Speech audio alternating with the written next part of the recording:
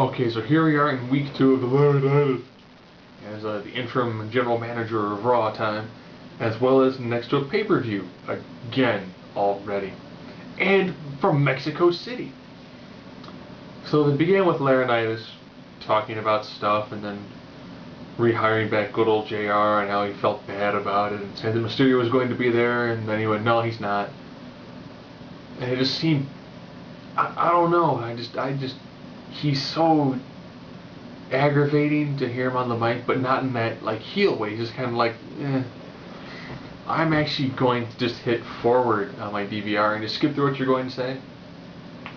They announced that the main event's going to be JR and John Cena versus Del Rio and Michael Cole. Later on, said that match will decide the stipulation for their match at Vengeance. Didn't they just finish having a triple threat Hell in a Cell match? Do you need another stipulation already? And then your first actual match was a 6-man tag.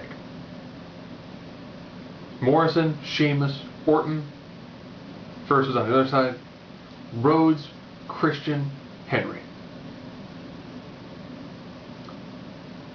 You know, this one was actually a pretty solid match. You know, nice back and forth. Morrison came out looking pretty good.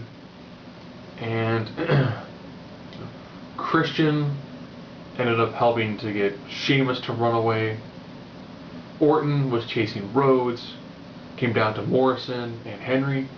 Henry, fantastic World's Strongest Slam. You know, that's a pretty good job on building him in this match.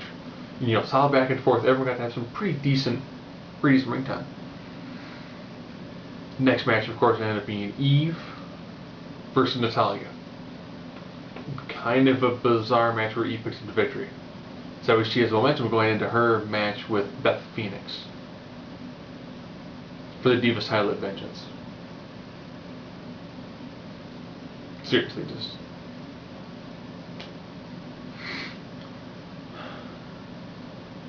in preparation for the match between CM Punk and Triple H versus Awesome Truth, yes, like the second team to have an actual name, CM Punk took on The Miz. You know, decent amount of back and forth. R-Truth kind of got involved. Triple H came down. Triple H was told that his immigration papers weren't filed properly, so then customs people came and took him.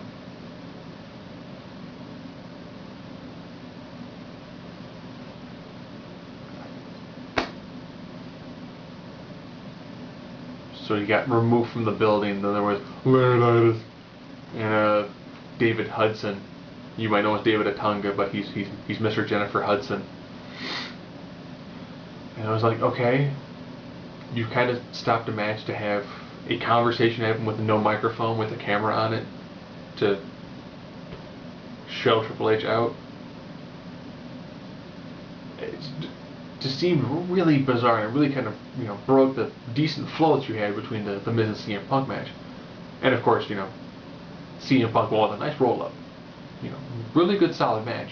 You could tell CM Punk did the elbow from the corner he's not used to doing. Because he actually, like, he overshoots Miz and lands on the other side of Miz hitting the elbow. If you watch people who do flying elbows, they almost always pick, you know, 2 specific corners. If you pick the other 2, it depends if you want to hit your left or your right side. Just to make it easier when you're doing your setup, when you're doing your move. So Punk actually went from the wrong turnbuckle. Or just the setup was inaccurate. You know, little sort of flub, not a big deal. Then there ended up being a match between Swagger, who first came out with Ziggler, as well as mariachi dancer Guerrero. Tried to sing the American national anthem.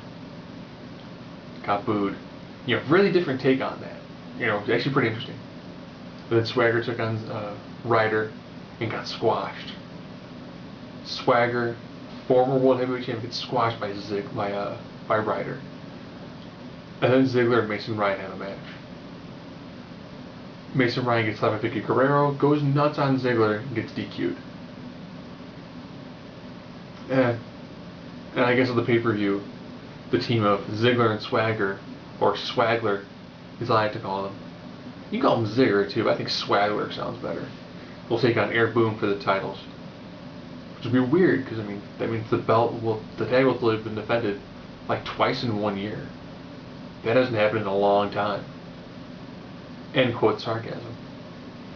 So this main event match ended up being between Cena and Ross, Del Rio and Cole.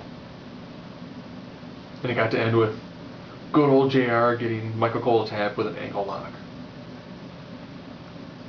And then John Cena began to pretty viciously beat down Del Rio while grabbing the mic in case trying to count to 10. Why? Because of vengeance for the WWE Championship. It's going to be a last man standing match. The match that I don't think John Cena's ever lost a last man standing or an I quit match. So I guess John Cena will get to add yet another notch to his ever increasing amount of title runs. Good thing that he only lost it like 2 weeks ago. Specifically so Del Rio could be champion during this Mexico tour. So all that was better than last week's Raw, but you don't go from a really great storyline like the walkout to this. You don't go from, like the June, July, August time of being, CM Punk is champion and just on top of the world, and the feuds he had with Cena being ridiculous, to these lukewarm, not quite proper chemistry John Cena Del Rio feuds. At least Punk and Del Rio have some decent chemistry. Cena Del Rio, it's just not happening. If you watch their match on Raw, you can tell there are a couple of spots where, I don't know, they've miscommunicated, but it can't come off awkward. I'm just not digging that feud at all.